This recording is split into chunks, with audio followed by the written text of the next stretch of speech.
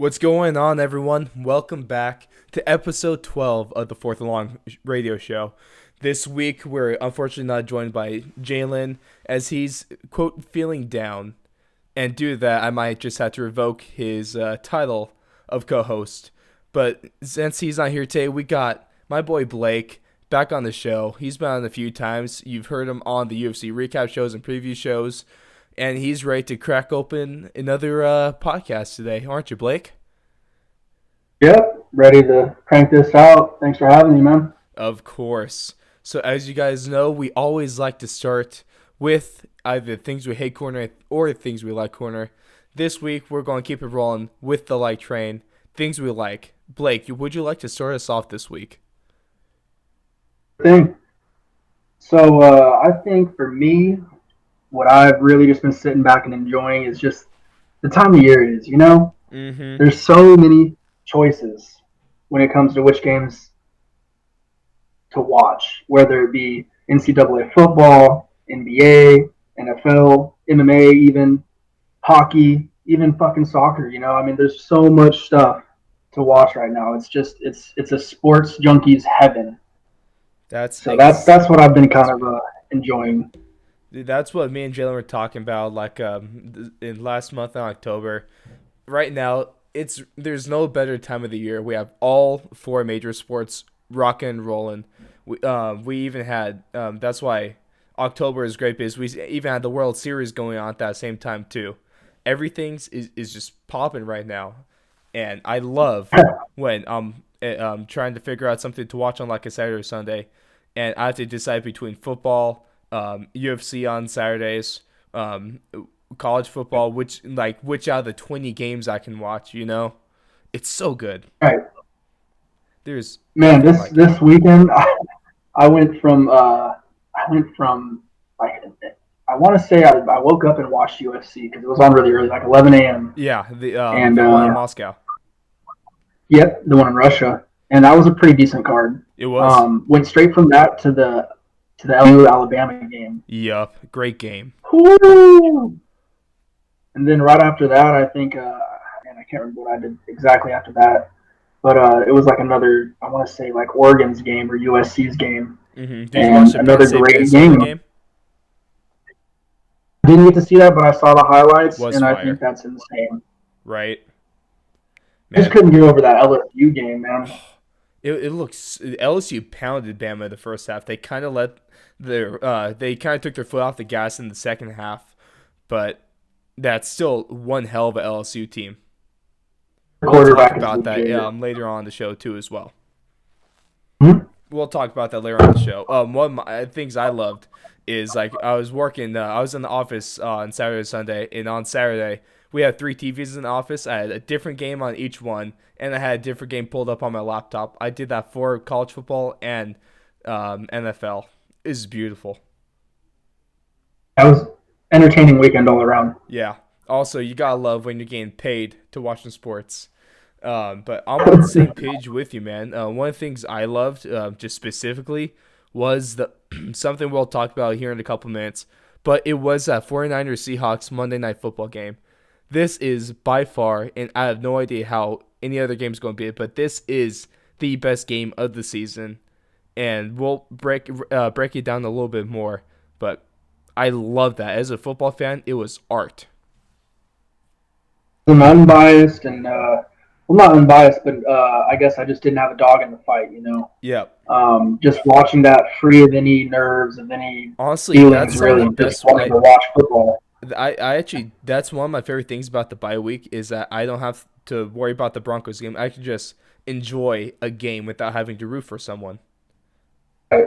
And it's nice. And it was kind of similar for the Raiders this week, where we already played on Thursday, so there wasn't anything that we had to either, get over or look towards. So It's nice to just kind of relax and just take it as it is, just live in the moment a little bit. Yep. Hey, that's what we need to do nowadays, more than ever. Just live in the moment. Take some of the stress away. I definitely agree. But we love those. Monday Night Football is popping. Right now, it's the best time of year for any kind of sports fans because all the sports are popping. Sadly, except for baseball, but they had their month in October. Amazing World Series, too. But with that, we're going to bring us into now the NFL Week 10 recap. And of course, as you all know, I start this recap off with my top 5. It's only my top 5 that we talk about because my opinion's the only one that matters on this show. All right, Blake, we're going to start this off from number 5 as usual and work our way up to 1. So, as of Week 10, the number 5 team in the league right now is New Orleans Saints. I had them up higher over the last or all through the season they were higher than this, but they kind of had an embarrassing loss against Atlanta at home, and they got manhandled. Honestly, their offensive line, who is arguably the best in the league, gave up 6 sacks. Aaron Rodgers couldn't do anything. What the hell? Drew Brees. Drew Brees couldn't do anything. And the Alvin Kamara, he was stifled. And then that defense gave up over 20 points. I think it was 26. Just a bad game all around. Did you get to watch that one? I did not. Yeah. Probably a good thing you didn't. It was a boring ass game if you're trying to watch the Saints. It was an even worse game if you had Drew Brees and Alvin Kamara on your fantasy football teams.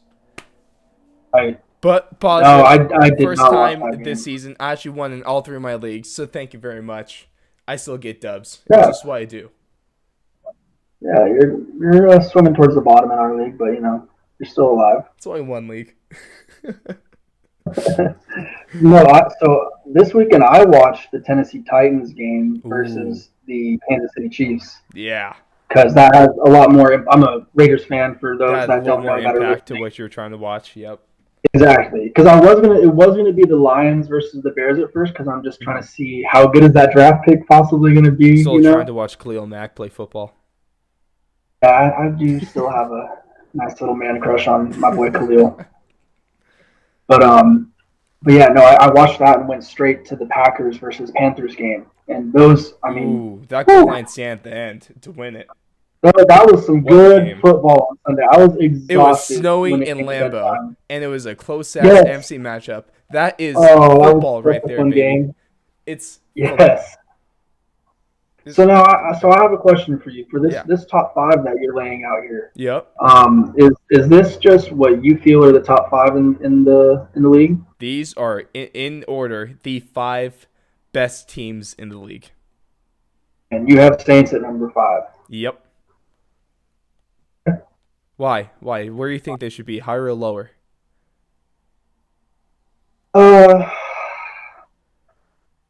Honestly, with their performance last week, I really don't know. Like it's tough to say, but I think right now I think that's just a 1 week thing, because you got to remember that is a divisional rival, and they have a lot of experience with each other, and I think that's why I'm saying I can't really do that.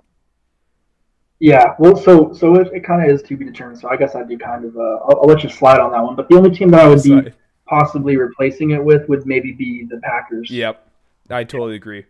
But moving on into number 4, that is still the New England Patriots in the top 5. You gotta respect that they're 8-1. Their defense has been playing amazing.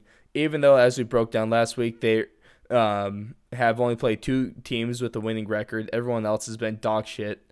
But they got the record, and I think they're still a top 5 team just because of Bill Belichick and that defense. Easily, yep. The only team they've lost to is Lamar Jackson and the Ravens, and they're you'll see where they are. You'll see where they are. Yep. Moving on from that, after I have notes right here. I need to change this. Moving on to number 3, actually, especially after what happened on that Monday Night Football game, it is the San Francisco 49ers. I know they're 8-1. They only suffered their first loss in one hell of a game against Seattle, but they lost. And Jimmy G honestly looks kind of shook. He doesn't look. He's kind of looking like how Kirk Cousins normally plays in prime time. Is what he was looking like. It was looking like he was scared to make a play, and it was looking like he ended up losing that game. Well, also, what did not look good is the Niners wide receivers dropped 9 passes. You can't win games like that. It looked really bad because they had turnover problem. They actually gave up 21 points off of turnovers, and the final score is 27-24. So use that as you will. Yeah, I mean, you've kind of hit on what I was going to hit on already with the whole drops by the receivers. That's a killer. I Yeah, mean, you can't have that many drops in a game and expect to do well on the scoreboard.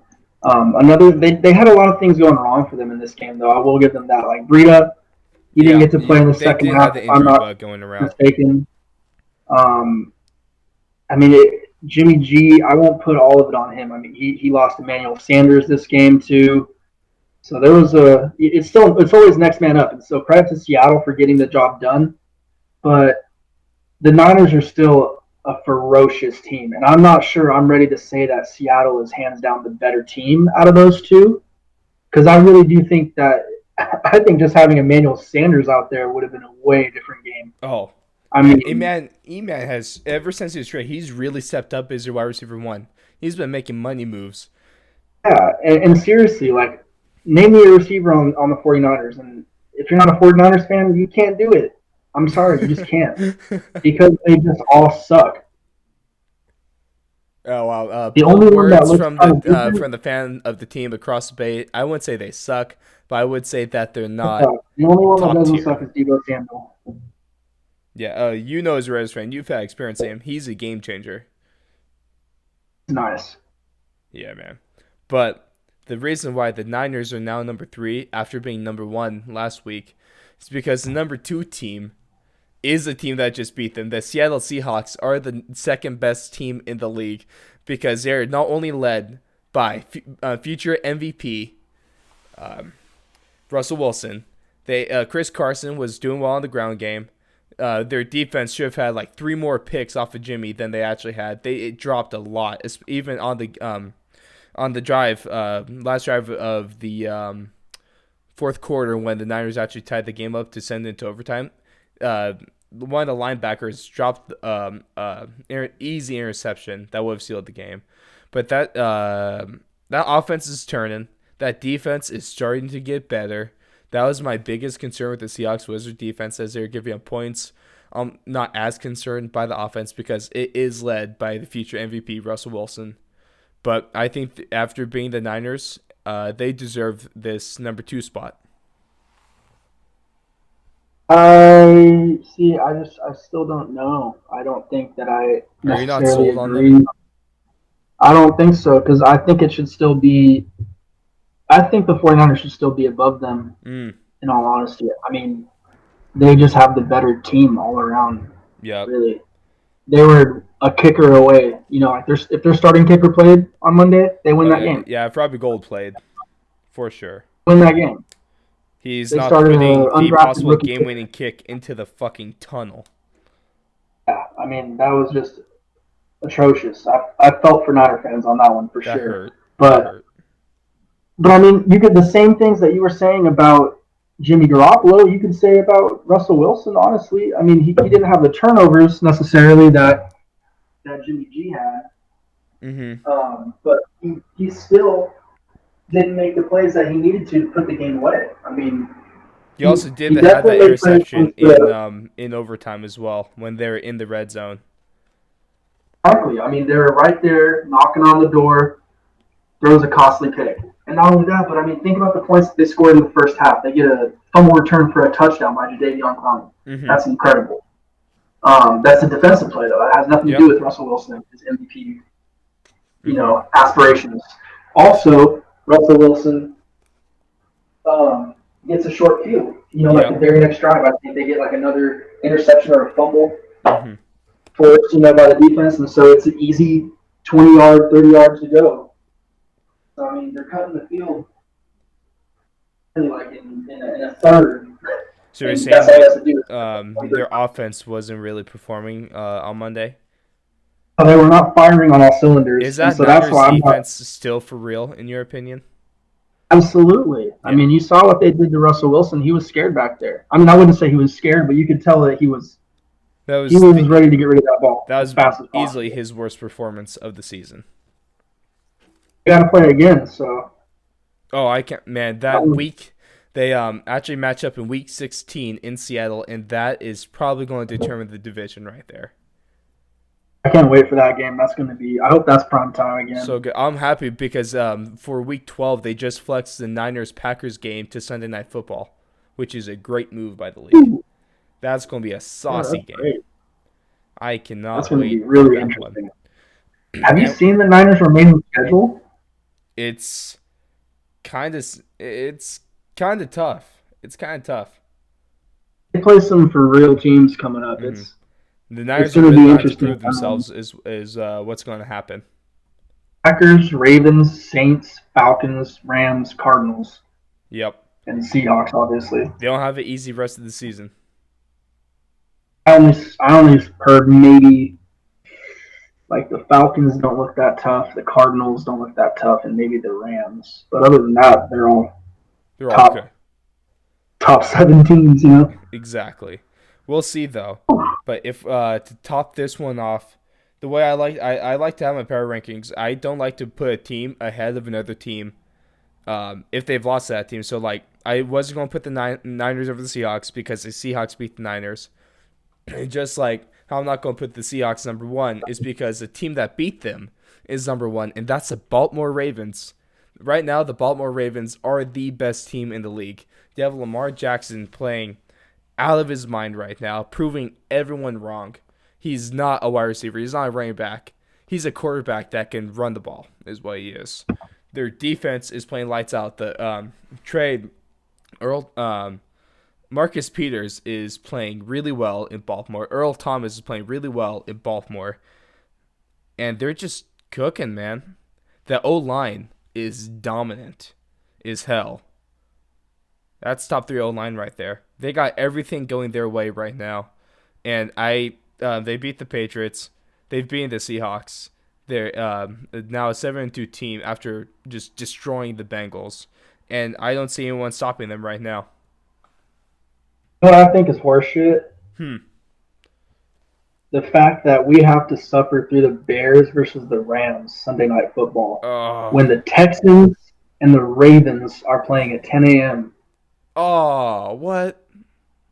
That would be the Afternoon most game. crazy game. No, because you have Deshaun Watson and Lamar Jackson. Who doesn't want to see that matchup? Oh, Like that shit right there. Take that I matchup, don't know. put it in a spoon, Blind people? melt it down, inject that shit right into my bloodstream because I need that.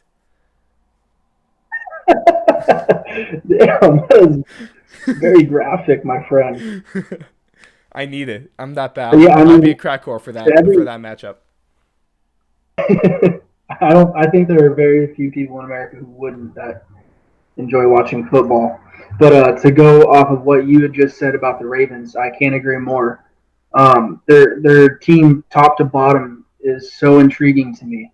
They got that talented receiver that came in as a rookie, Hollywood Brown, who is interestingly enough Antonio Brown's little cousin. That guy is crazy. Lamar Jackson obviously taking the league by storm this year. Mm-hmm. That run he had was just a signature play that'll be remembered looking for like Mike Vick, decades and decades. You know, that's gonna go in the vault for sure. Easily. Offensive line, fantastic. Their running back, Mark Ingram, solid. I mean, he's had just such a solid career. He's always going to be accountable and relied upon to just make the play that needs to be made. Yeah, exactly. He's the perfect complement to Lamar Jackson, in my opinion, because, I mean, he comes from a split workload already with Alvin Kamara and just goes into basically another split workload with him and Lamar. Well, he not only is he a workhorse and he can run through people, but he's lying on his feet too. He has some moves. He can make people miss as well. Absolutely. He's the next Heisman. He's the next Heisman winner. Speaking of that, did you see their Heisman package? Yes. I love that Lamar Jackson, Ingram, and RG3. That was awesome. I would like to see RG3 get it, like on a pitch, and then throw it to Lamar. Just like streaking down the field. Double pass with RG3. Dude. Yeah, well, just do like a I don't even know. Oh, no, Blake. Listen, if you really want to run some kind of trick play, you have Wildcat formation with RG3 in the is playing tailback essentially. He's going to roll out on a swing route. Ingram's going to pass him the ball. And you have Lamar Jackson is a wideout just streaking down the field. Dime, tutter right there. And even for like him being a quarterback on a DB, that's not a. It's not like you're covering a quarterback when you're a DB. You're covering a guy that can legit run a 4.3. Yeah, he can run past most cornerbacks. He can run past a lot of corners. Insane. Absolutely right. insane. The corners are usually the fastest ones on the field. Yep. Then you got Lamar Jackson, who's just an absolute freak in nature. It's so fun to watch. Yeah, but that's the top 5. Saints, Patriots, Seahawks, Niners, Seahawks, Ravens. First out, you got the Packers right there, number 6. They're really close to getting it. It's just that that game against the Panthers. I think they should have won that by more than they did. And is also that Chargers game still left a little bit of a bad taste in my mouth. And now number 7, out of the Vikings, slowly creeping their way up. Yeah, Kirk Cousins finally win a game in prime time when they knocked off the Cowboys and made the rest of America proud. That defense is still playing lights out. And you have Stephon Diggs, who is an animal. Kyle Rudolph, probably the best tight end in the league right now because Austin Hooper just went out. So I'd argue that. And they also have a very good matchup coming up this week when they play the Broncos in Minnesota. I saw this tweet today. It said Kirk Cousins really got bullied into being a good quarterback again. That should have me cracking up. That's so good. It kind of makes sense, though, is the thing. Jeez. I give a lot of credit to the Vikings and what they're getting accomplished right now, though, because I mean, look at who they're missing. Adam Thielen, the guy that's Mr. Reliable, who's the mover, their playmaker. I mean, Stephon Diggs, you can kind of see he's had a little bit of a dip in production without Adam Thielen. Yeah, all that extra attention focused on him. So it'll be nice to get back out there. You also can't overlook how Dalvin Cook is just running like a man on a mission this year. He's running people over. He's running through people. He's running around people. He's running over people. He's doing everything right now, man. The best running back in the NFL, not named Christian McCaffrey. Right. I really wish I had him on fantasy. Sweet fuck. Don't you wish you were me? Yeah, I do a little bit, but whatever. Well, maybe I'll just scrape my way into the playoffs and I'll kick your ass. We'll see. Probably not. I highly doubt that, man. I don't want to dust out the standings on you. Oh, that's fucked up. That's the top 5 right there. Moving on to some headlines. Just that Seattle. I can't not stress about how great of a game that Seattle versus San Francisco game was. It had everything you need as a fan. But one of the bigger takeaways from the weekend is that the Dolphins are really bad at tanking. Like, why are they winning? If they want to lose, don't start Fitzmagic. Don't start him. Happen, man. Start Josh Rosen, the bum. Jeez.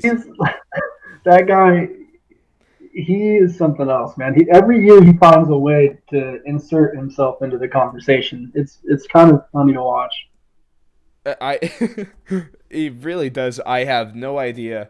But what it seems like right now is Dolphins head coach Brian Flores, it looks like he's going to get fired for winning, if that's ever happened.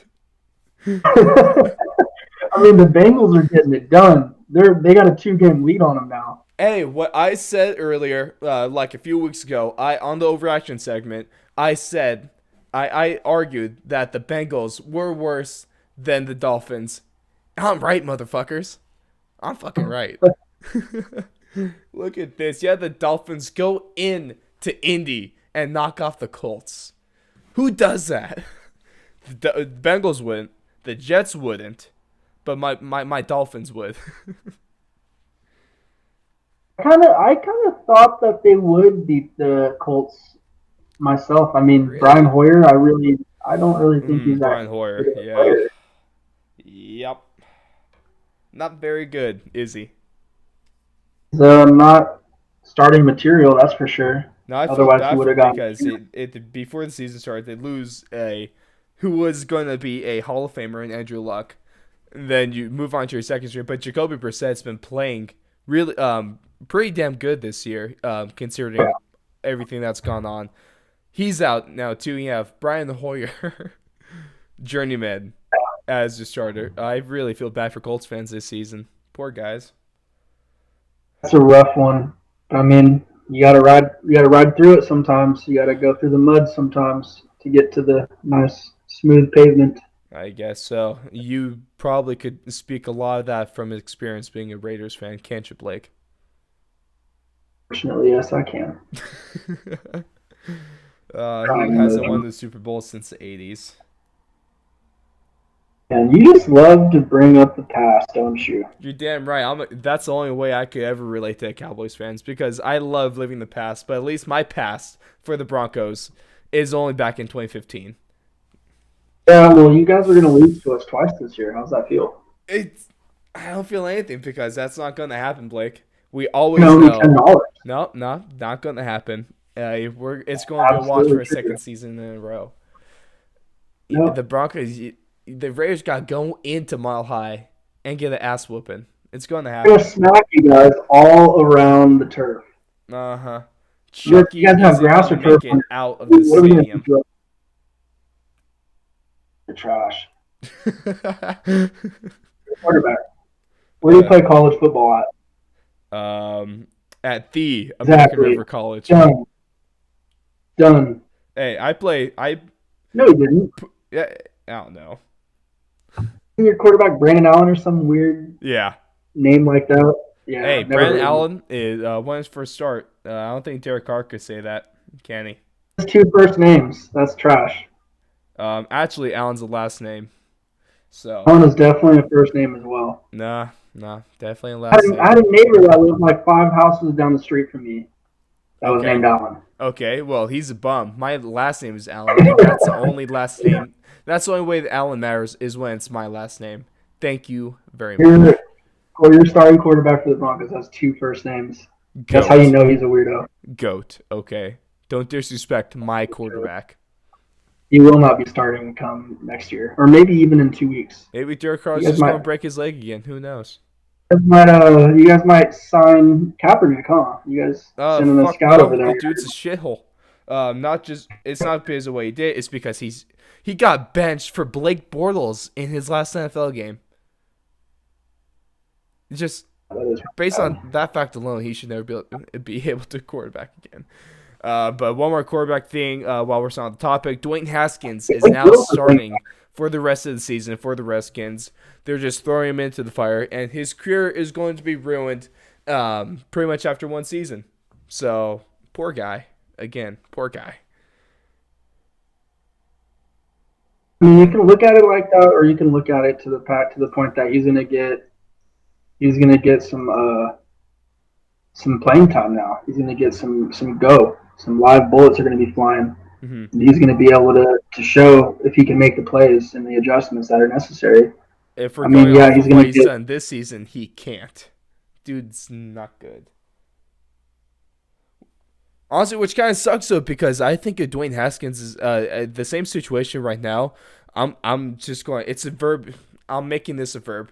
The Redskins are Josh Rosening, Dwayne Haskins, a guy who has talent, who could be a good NFL quarterback, but with a shit coaching staff and no offense around him, and also no defense, and he's just in a shit situation, is what it is. You think that's He has to get help. He has to get help on the offensive line. That's the first thing. And you can't get help when your best tackle is holding out because he had cancer, but the Redskins medical staff didn't want to tell him that or do anything about it. Bastards. Fuck you, Dan Snyder. And fuck you, Redskins. Another thing that really hurts me too is the whole Geis situation. Oh, Their running back that's supposed to be a stud. He hasn't played at all, really. I mean, since he got drafted there. Yeah, it sucks because Darius Geis was good too. He had solid performance last season in the limited action he had. I was hoping to be able to play him on fantasy this year, but it's not happening. He was a popular pick, and unfortunately, he got injured. Yep, he was a late round pick for me, and I guess that was just another wasted pick. I hate fantasy football sometimes. But those are the headlines coming out of Week 10. Let's move on into fan favorite. And I say fan favorite because it's the favorite of one fan, singular. But fan favorite segment, that is the overreactions segment. For those that don't know, I give a number of statements and we determine if they're overreactions or if they're actual just decent statements and accurate. You ready for this, Blake? Yep. All right. First one, guy we've been speaking about earlier. Lamar Jackson is the MVP favorite. Is that an overreaction or not? The favorite? Mm-hmm. I don't know about the favorite. Okay. He's he's definitely definitely up top there, 2 or 3. but Yeah. is he the NFL MVP favorite right now? A little more. Hmm. What was that? He's giving a little more. Little more after being able to just plug stats on Sunday against the Bengals. I wanna see him like this week against the Texans. This will be a big one right here. I think Yeah. if he goes out and has a solid performance against the Texans, Mm-hmm. yet hell yes, he'll be the favorite at this Okay. point in the season. Do you think this is a good test for him though this week, Absolutely. huh? Yes, I think this is going to be an absolutely great test. He already passed the first one with flying colors against the Patriots. Yep. I think he's I going mean, to do it really, again, honestly.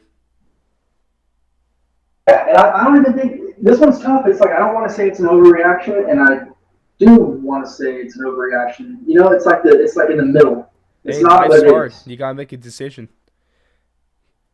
I'm going to say that's an overreaction. Then. Okay. I'm gonna roll with you on that one. I still think he obviously is up there. He's number 2. He's my second highest guy in terms of MVP selection. But number 1 is still Russell Wilson. Because along with just having a better stat line than Lamar, I think Russell just being able to watch what he does against a great defense like the Niners have on Monday. He was just making plays out of nothing and slicing and dicing through that defense with his arm and with his legs and getting away from one of the best pass rushers in the league. What he does is insane every time. That's unbelievable to watch. I mean, there's no one else on the planet that can do what he does at that position. No, it's actually ridiculous. But that's an overreaction of a statement. Statement number 2 is that the Rams aren't going to make the playoffs. Right now they're 5-4, and the remaining schedule goes Bears, Ravens, Cardinals, Seahawks, Cowboys, Niners, and the Cardinals again. Blake, is this an overreaction or not? This is not an overreaction. Mm-hmm. I think that they're just not as good of a team. They're not clicking on all cylinders like they were last year. Their offense has definitely regressed. They're getting just weird penalties on offense. So I did catch a little bit of their game this last week, and they just look kind of out of sorts a little bit. Mm-hmm. I don't have any faith in them against the Bears, especially if that's not at home. I really don't have any faith against the Bears with them. They're not going to beat the Ravens. Cardinals, they can beat them and have 7 wins, but they're not going to beat the Seahawks or Cowboys.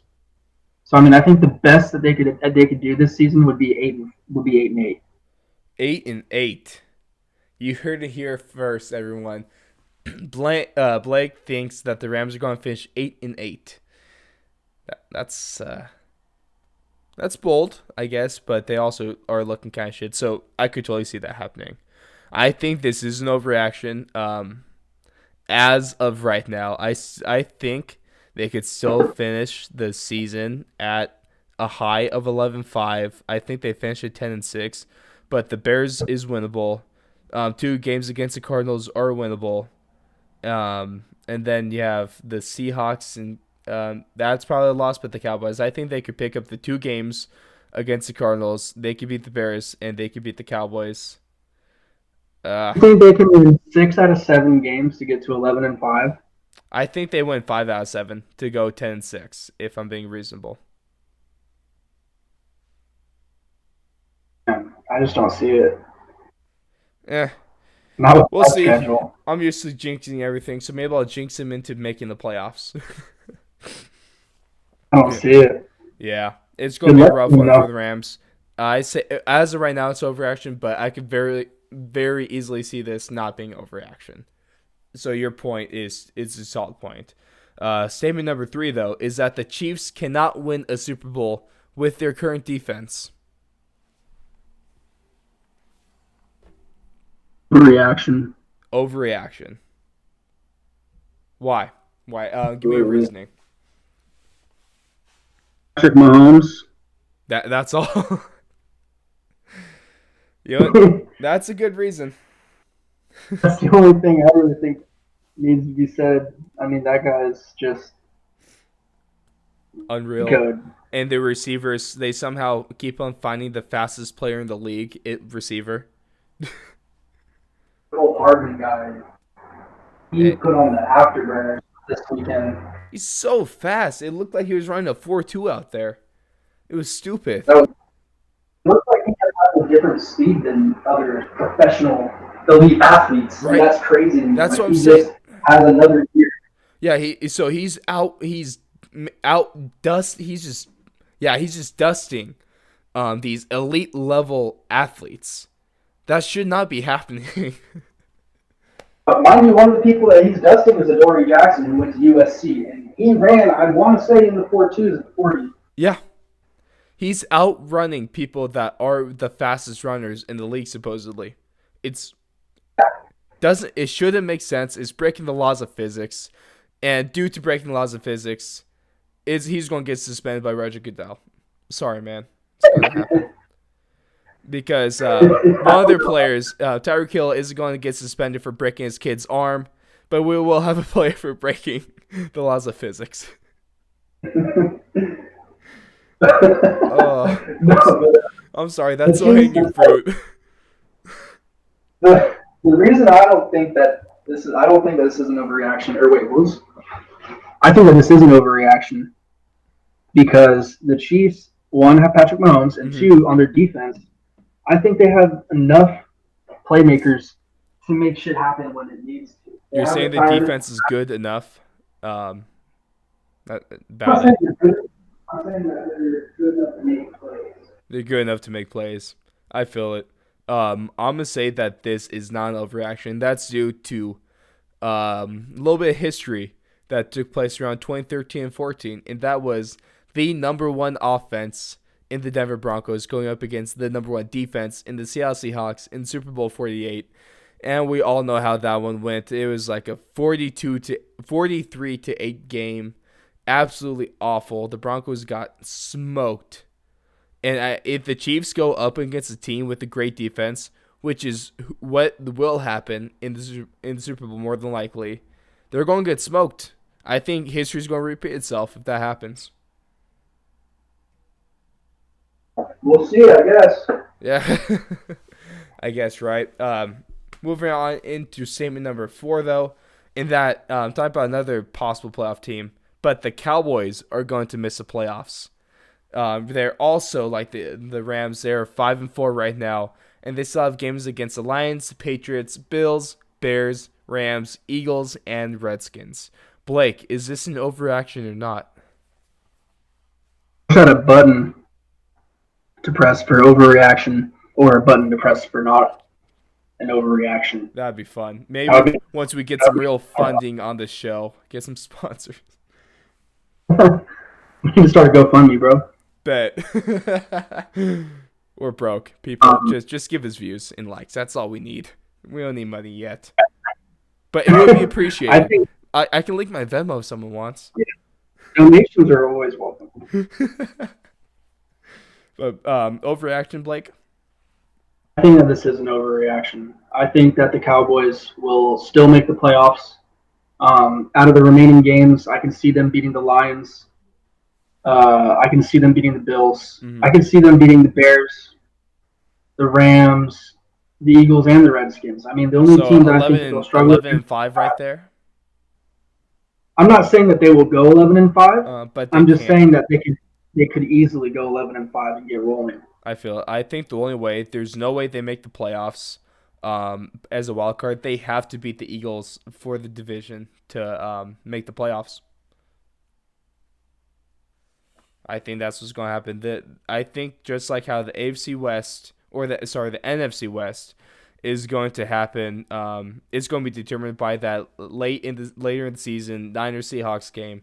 The NFC East is going to be determined by the Cowboys and Eagles second to last game of the season when they play each other for the second time. I think that's I don't reasonable. know. What do you think? The Cowboys are currently ahead of them right now. They're 4-0 in the division. Yeah, that's the one thing. They're tied right now, but the Cowboys do have that first victory over the Eagles. Which is why I kind of give them the nod. I think that they're going to be able to clinch the division. Their other remaining game is the Redskins, who they're going to just smoke Week 17. Mm-hmm. They'll probably get to rest players in that game. Hey, you never know. They did lose to the Jets. I Oh, that's really think embarrassing. the Cowboys are going to get rolling. They're going to be going into the postseason really, really hot. That Eagles game, is that going to be in Philadelphia or is that in Dallas? Ooh, good question.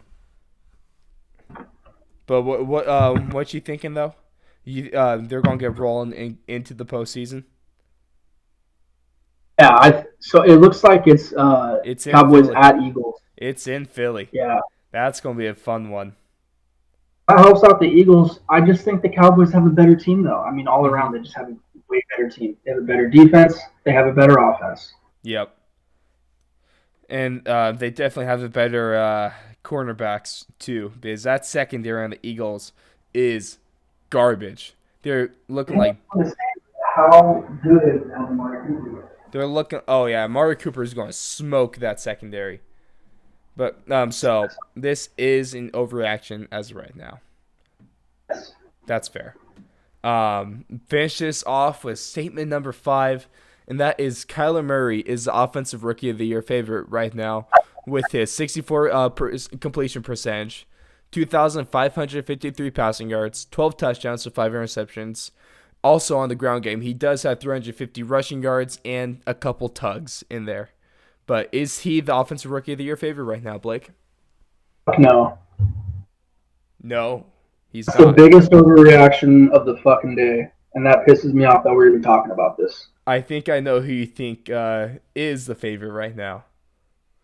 If anyone doesn't, then they're foolish. Who?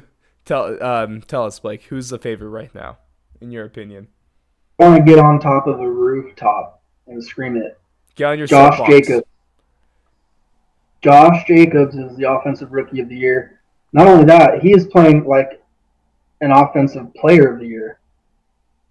This guy has came in to the Oakland Raiders and just completely rejuvenated our offense. I mean, it's the first time that I can recall in my years of fandom that I can actually remember having like this type of guy where it doesn't matter how you give him the ball. You can line him up a receiver, you can line him up at running back, you can line him up at quarterback, you can line him up anywhere. It doesn't matter. Wildcat. He can block. I mean, he blocked for our fullback when he scored a touchdown this weekend. He's just the ultimate football player. He plays every single position on offense. I mean, this guy just comes in and does anything and everything that's asked of him. Plays hurt, takes tons of hits. He's on pace for like over 400 touches combined between receiving and carrying the ball. So I just don't see what Kyler Murray has done. I mean, he's going to have those gorgeous stats. Obviously, he's a quarterback in the NFL. But I mean, really, The air raid looking at his offense stats, too. yeah, and even looking at his stats, it's not even that impressive. 12 touchdowns in what's it? 8 games now? 9 games? Mm-hmm. That's ass. Mm-hmm. Fuck no, he's not the offensive rookie of the year. I do like it. That I want to bring this up because I was thinking you were going to have something like that. I also do think this is one time I'm going to actually give the Raiders a little respect. I think you're right in saying that Josh Jacobs is the reason that the Raiders offense is even remotely working right now. It's not Derek Carr, it's Josh Jacobs in that O-line. He's making moves. and he's putting the team on his back. Quite frankly, He's just one of those players. There's a few players in the NFL that I can think of that are like this, where they take these 1 yard gains, negative yard gains, or negative yard yeah, losses, and turns them into 3 yard gains, or maybe even a 5 or 6 or 7 here and there. He hasn't even broken off really a crazy run yet, besides that one against the Packers. Like he he hasn't just gets chunk yards after chunk yards, dude. That's how you keep the chains going. and that's just like exactly what Derrick Henry was doing to the Chiefs this weekend. I mean, he just Saw that. pounds them and pounds them and pounds them, and the next thing you know, boom, 30 yard game, 25 yard game. Like That's what it seems like. I He think gets like one. Either he has two types of runs. Either he gets a run for a gain of 1, or he busts out like a 60+ yard touchdown. yeah, Derrick Henry is a fucking moose. Josh Jacobs is just he's just the Swiss Army knife type player that can just similar to Christian McCaffrey, line him up anywhere, give him the ball, just give him the ball, And he'll let make him the work. plays, man. I totally agree with you on that one. Kyler Murray, it being the offensive rookie of the year favorite, is an overreaction for sure. Absolutely. Yep. Blake, this so now this brings us into the newer segment, but this is a new one for you as you have been on the show for the past couple weeks that we've had this. But this, everyone, is the facts of the week. Look through trying to find the it's if we're being real, it's just fun facts. It's a fun fact corner. But we like to have fun and we like facts. So we're gonna have a fun fact. You ready for this one? Actually, Let's do really it. cool. We're just gonna keep on talking about Lamar Jackson. Um, I was gonna say I'm I'm gonna looking have over the agenda. yeah, I'm gonna Looks have like to Lamar hop. every week. I need to hop off his dick is what I need to do. But Simmer it's down. just one week. Hope he sees OPCs. it. No other man can wear a pair of Oakleys like he can. Oh, okay. I totally forgot about that. That was legendary. He looks so good. That was awesome, man. If That you guys was don't just know what we're a talking good about, play. Lamar Jackson put on a pair of Oakleys near the end of the game, and he looked MVP just from those glasses. You need to look up that picture if you haven't seen it. This looks like all those memes that just put those freaking pixelated Deal with sunglasses it. over. You know what I mean? Yeah, exactly. It fits so well. He looks so good, but just it's really kind of cool stuff. This probably isn't really a thing, but it's fun to talk about. So Lamar Jackson, through his first 16 career starts, has more wins than Patrick Mahomes. Lamar has 13. Mahomes has 12. He has more rush yards than LaDainian Tomlinson. That's a big time name, right? Through 16 games, Lamar has 1,258, while LT only had 1,236. He also has a higher passer rating than Tom Brady did. Right now, it's 94.4. The most overrated quarterback of all time only had a 90.1. He also has more yards per attempt than Aaron Rodgers with a 7.6 and 7.5. And to cap it all off, through 16 games, Lamar Jackson has a higher completion percentage than Drew Brees did when he was with the Chargers. Lamar Jackson is at 63%, while Drew Brees was only at 61%. Not sure if those numbers mean anything, but it's kind of cool. The one that really jumped off the page to me is probably the fact that he has more rushing yards to LaDainian Tomlinson through Right. 16 games. Man, especially people that didn't really get to embrace LT's career. That dude was an animal. Even when he went to New York to play for the Jets, he was still good. He fucking murdered the Raiders every year, twice a year. I hated those games. LT is still in your nightmares, isn't he? It'd be football Sunday, and I'd damn near like just wake up and be like, I'm gonna just go mow the lawn or something. It's just not gonna be a fun Sunday when LT is playing the Raiders. He was known as the Raider Killer. Oh man, but that team with him, Antonio Gates, and Philip Rivers, when they're all cooking together, that was a bad offense right there. So frustrating to watch. And our defense already sucked. Didn't help we had to play against those freaking Hall of No, Famers. and that was when the Chargers actually had home games too. Right, when they actually had a fan base. over in Qualcomm. Before the whole city wanted to just murder Spanos and put his head on a stick. Go to London. Fuck him. But that Who wants to is, hear? yeah, right. That's the NFL Week 10 recap. Sticking with football, though, we're going to move into the NCAA. The second playoff rankings were just released on Tuesday, which was last night. And it goes from 1 to 4. It goes LSU, Ohio State, Clemson, and Georgia, with the first out being Alabama and Oregon. Blake, do you agree with these rankings? I think they're good rankings. LSU top in the ladder. So damn good. Ohio State had another Ohio impressive State puts win. up points at will.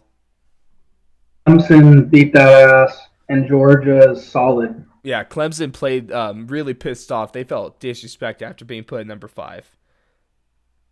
I'm so happy that Alabama's not in the top five for once. It's Oh, just like so happy what? when they lost to LSU, man.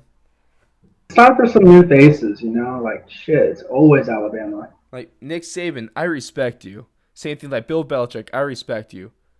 But that doesn't mean I can't be fucking tired of seeing you all the time. Right. I mean, let's let these four teams fight it out. I'd even like to see Oregon in there too if they could push one of those, maybe That Georgia out or mhm. something. But I doubt that happens. No, that would be interesting though. Last week when Clemson was put at number 5, I really disagree with that because the whole saying, to be the man, you gotta beat the man, and no one's able to beat Clemson. They're defending champs, and they should. It was disrespectful to keep them out of the first playoff rankings, especially. Like I rather Clemson over in Bama last week. um, I don't know if I would have them over Bama. I at I'd least I had probably them over Penn State.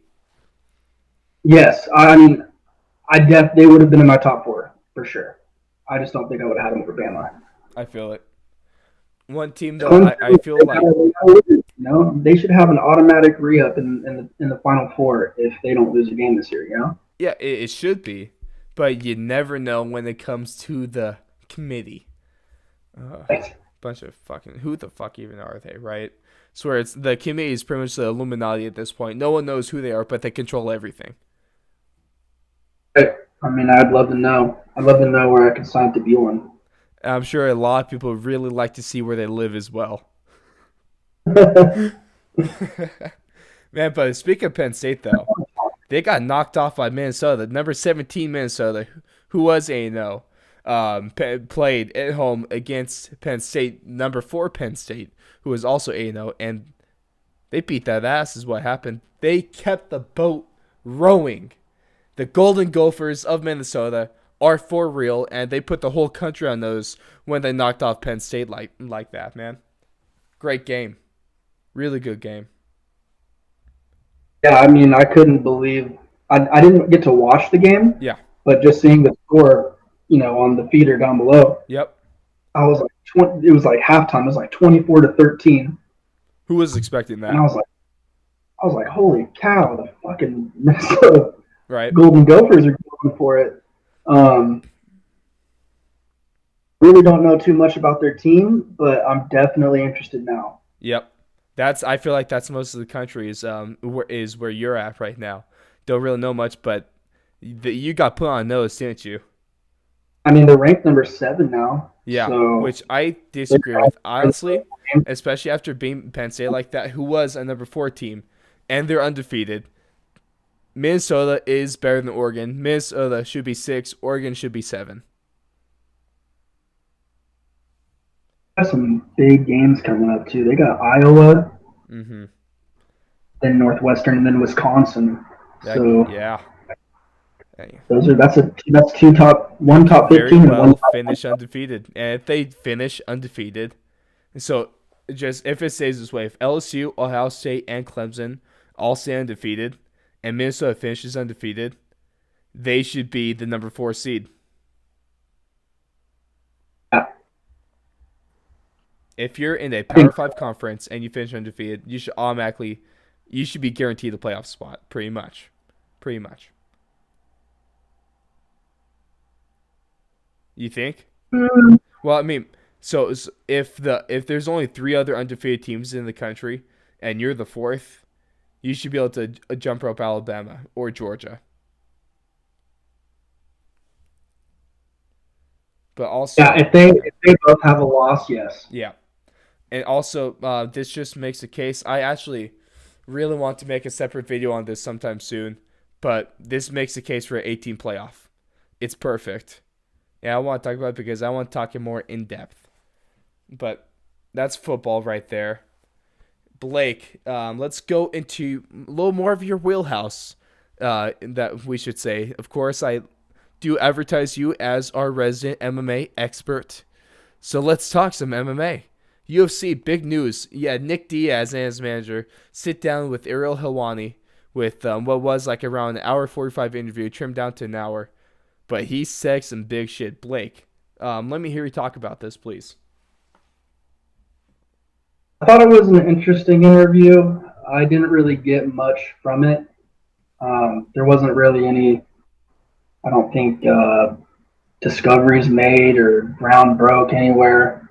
I mean, no announcements were made. Well, at least we know Um, he's not retired. is he not retired though? Because I No, didn't get the no. Did you not hear what he said? Who he called out? Harry Masvidal. He called out Masvidal, dude. 2020. Yeah, but I just don't think like. So look at it this way: why does Masvidal want to fight Nick Diaz Oh no, when he he shouldn't. has? He shouldn't. There's absolutely no reason for that fight, especially when they offered Nick Diaz that fight earlier in the year and he flat out said no. Mm-hmm. Took that fight, there never would have even been this Nate Diaz best motherfucker fight ever. Right. Would have even said it. It's a fight that shouldn't happen, but if Jorge isn't champ by then because for whatever reason, That fight is taking place on December 14th. The Kamaru Usman versus Colby Covington. he That he should have a title fight by next year. he should be fighting the next. Yeah, he should be the title Like challenger. May, April or March or April, probably Yeah, I'd say maybe more around May, May. April or May. I would say. We I have to feel get a it. big card. They do The want champion. that. In March they do want the sorry, Ferguson and Khabib fight to go down. Let's pray that happens for once. Please, MMA gods, if we ever just have one more thing to ask from Uh, you, it is this fight. Back to Masvidal. I mean, other than the title fight, why wouldn't you want to fight McGregor? I mean, that's such a bigger payday. Exact. I mean, McGregor. no It's disrespect. it's the red penny payday. Is what it is. It's the red penny night. uh, But hopefully, there has been any news for the last couple of weeks, but I really hope that fight January 18th, supposedly Cowboy Cerrone and Conor McGregor, that has to happen. I need it to be announced. I'd rather see him fight Gaethje, but I mean, whatever. Yeah, at least we're gonna actually see that fight. Yeah, I just want to see McGregor challenge himself. Yeah. Actually, Wait, you saying Cowboy isn't a challenge? I'm not saying he's not a challenger. I just want to see him take the more dangerous fight. Cowboy's got In my knocks opinion, in. honestly, I think Cerrone is more dangerous to Conor than Gaethje is. Just due to the fact that Gaethje is known for throwing a lot of punches, but he's also known for absorbing a lot of punches. And Conor is one of the best counter strikers in the history of the game. I just see it a complete different way. I see it as Cowboy has quit before, and Justin Gaethje has no quit in him. And there's no way that, like, anything that you want that Justin Gaethje has, you'll have to take it from him. That's and fair, Cowboy, dude. it's he's okay sometimes just giving it over. That's fair. But coming from a straight Cowboy fanatic, like I love Cowboy. That guy is the GOAT, man. one of my top amazing. fighters, you know. Yeah. But I just especially at this point in his career, like he's not a young dog anymore. He's an old, you know, he's kind of an old bull. Yeah, he's getting up there, huh? Back into his career a little bit. Mm-hmm. Justin Gaethje, he's young and he's hungry, and he knows that this is his window of opportunity to make it big. Yep. the way he fights, he's not going to have a long career. No, hell no. He's going to be talking like the Diaz brothers real soon. That is fine. That was the main takeaway I had from the Nick Diaz interview was just the fact that he just sounded so. Dude, he kept on going on these tangents that made no Right, sense. and that's not totally against the grain for him. I mean, No, I'm that's just kind of what the Diaz brothers do a little bit. They kind of it's just go off on their it's own. less head trauma, more the fact that they're Stockton boys, and that's I think it's probably with the fact that they don't really need to have a structured conversation like that. You no. know, Wouldn't be like surprised if it was high anyway. the way that they communicate, I feel like isn't meant to be structured. It's just like you gotta live it and you gotta get it. That's fair. They're gonna tell you some things the way that they tell it, but it's Yep. not gonna be like, oh, make sure you wear your collared shirt and your tie and you speak real nice and you blah blah blah. It's not gonna fucking Nope. be any of that. Thank It's God always gonna be he had his translator, fucking David Mubenga there to or his manager. At least he had them there to translate, pretty much. yeah. Because there definitely was some parts where you're just like, wait, like what are you trying to say? I think I could understand Yoel Romero better than I can the Diaz brothers. I know, Drew. Dude, Joe Rogan's impression of Yoel is the greatest thing. That is pretty. Basement, I That's pretty. love you. Fucking, I love you. fucking yo. Let's hope we get that Romero Israel fight. They both want it. We just need I Dana to haven't make heard it. it about that. Dana, you fucking bastard, you bald motherfucker, make the fight. I don't care if Romero is on a losing streak. Everyone wants to see this fight. Yeah, I mean, especially with Costa being out, Mm-hmm. there's really Just do it. there's no other fight to make at this point. Nope. Just do it. Dana, just do it. I know you're listening. I know. If anyone actually listens to the show, it is Dana for the amazing UFC coverage we have on here. So, Dana, make the fight, please. You see, Luke Rockhold's gonna come back to like grappling. Oh, fuck no. He wants to test out Polaris. Oh, He's gonna man. be grappling. He's gonna, It's he's gonna be I grappling feel against Nick. so bad for me. Dude just needs to be done. Like him and Weidman just need to be done.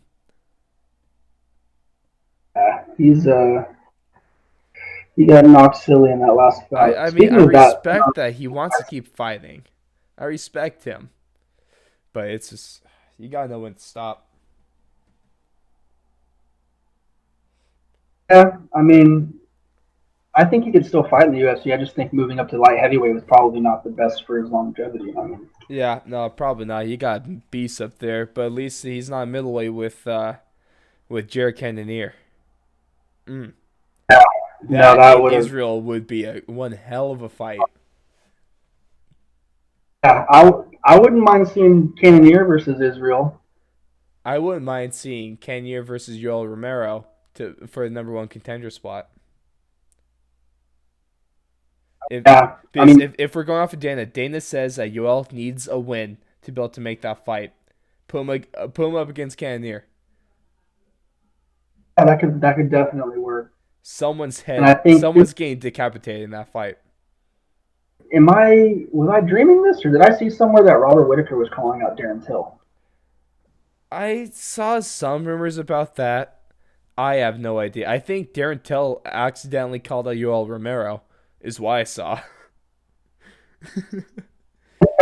He was doing the exact opposite. But yeah, right here it says former UFC middleweight champion Robert Whitaker wants Darren Till in London. I'd like that fight. I'd be okay with that. I would be very okay with that. Very. He said that quote. He said, "quote That's the fight I'm currently interested in." This is Whitaker talking. Plus, I've never been to Europe before, so what better reason to go? Hey, that's a good point. Darren Till did look really impressive in his debut at the middleweight. Yeah, that I mean, wasn't the most entertaining of fights, but at least he won. No, it wasn't an entertaining fight, but if it was somewhat dominant though by him onto Kelvin Gastelum.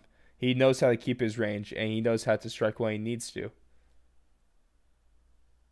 Yeah, I can agree with that. A talented fighter, definitely a way to pick himself off the ground after getting destroyed by Jorge Masvidal.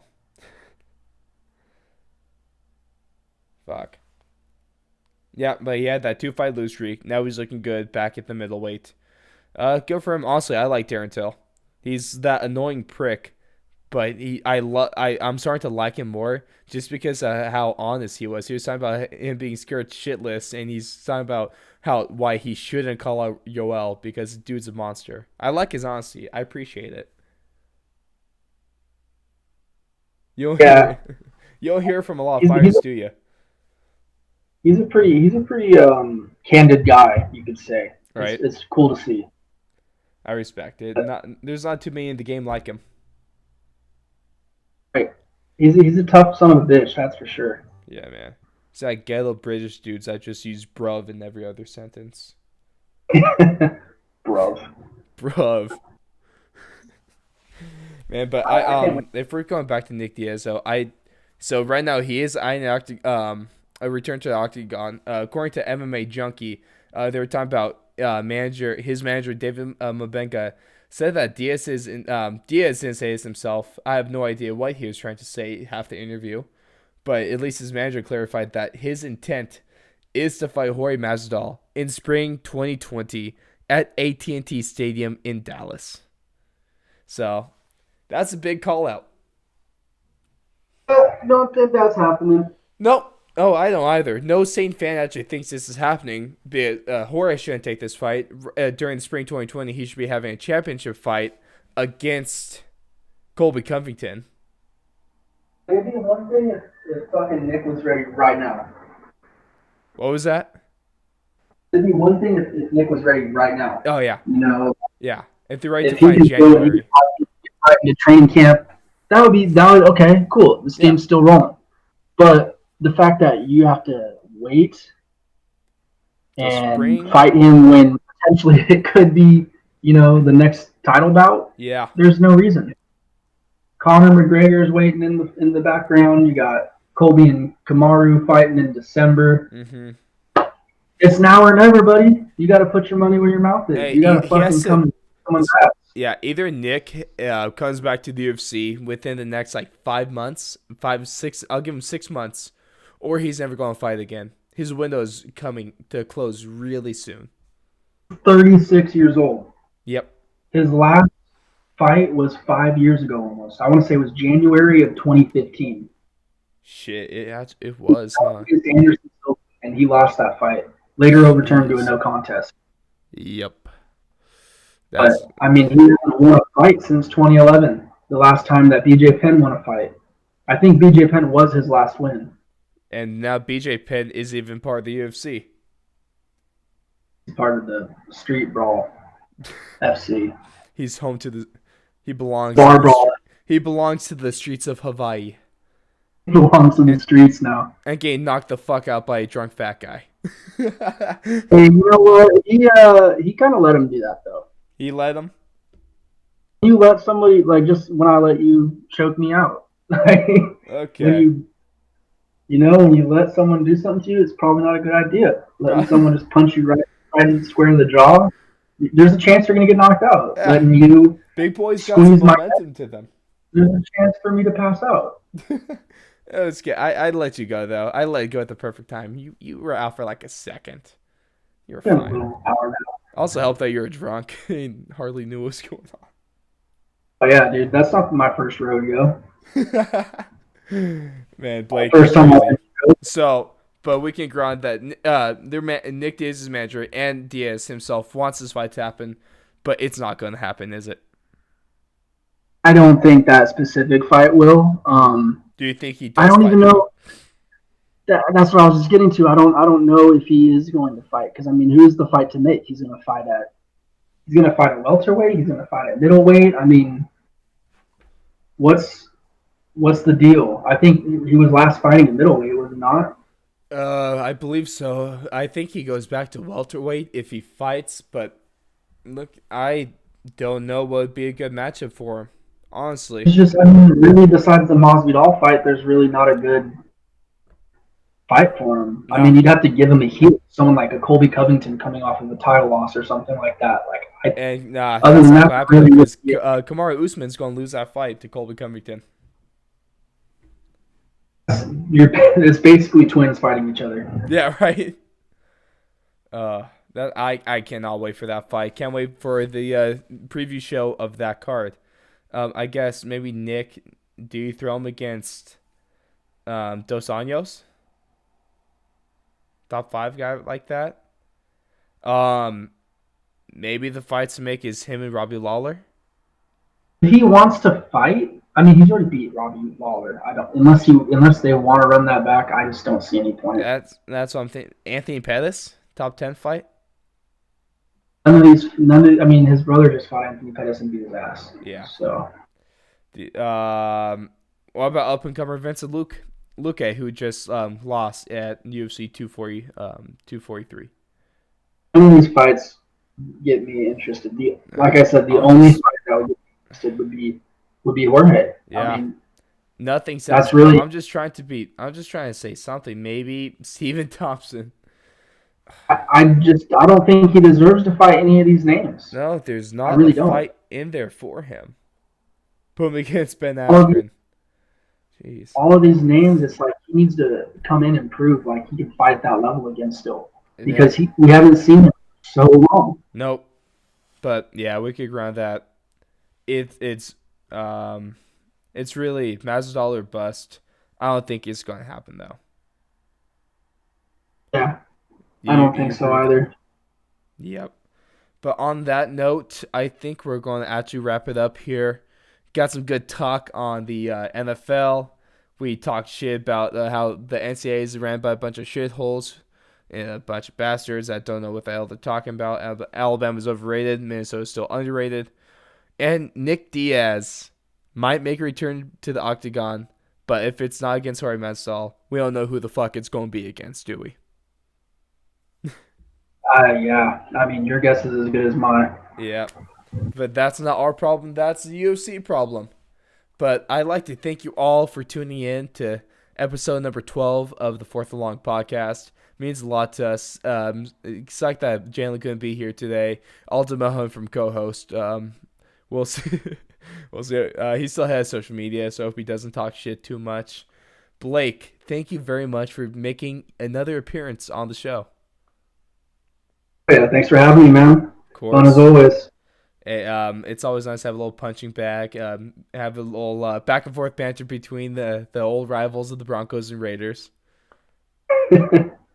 Always, man. Man, they could be the two shittiest teams in the league, and they're still going to hate each other so much.